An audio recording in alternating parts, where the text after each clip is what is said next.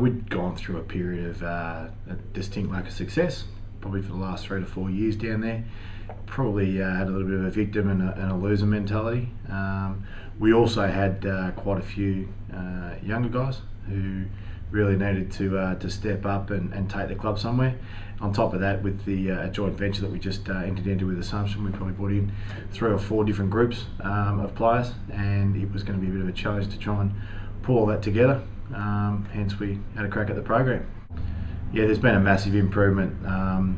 The program itself has really had a really positive impact, I'd say, on all the leadership group, but in particular 3 or 4 guys, and a couple of those guys are really key players who perhaps didn't have the same leadership ability they've got now. I think it's given them a very clear pathway on what they need to do to be a good leader.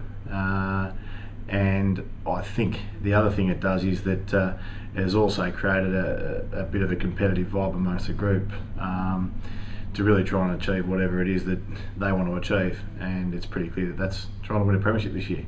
Yeah, I do. I think there are components of the program that really break down into, via the buddy system and those sorts of things that have really started to have an impact. There's a real genuine care amongst the boys within the football club.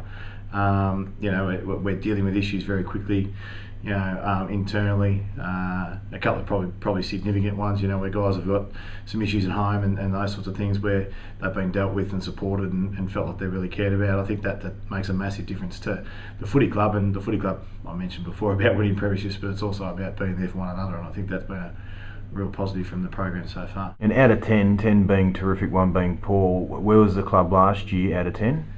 Yeah, the club was probably about a 2 out of 10 last year, I'd say. Yeah. And this year, once implementing the program, how would you be travelling? Honestly, 8 or 9. Yeah, it's been really fantastic. It's allowed me to focus on the things that are important.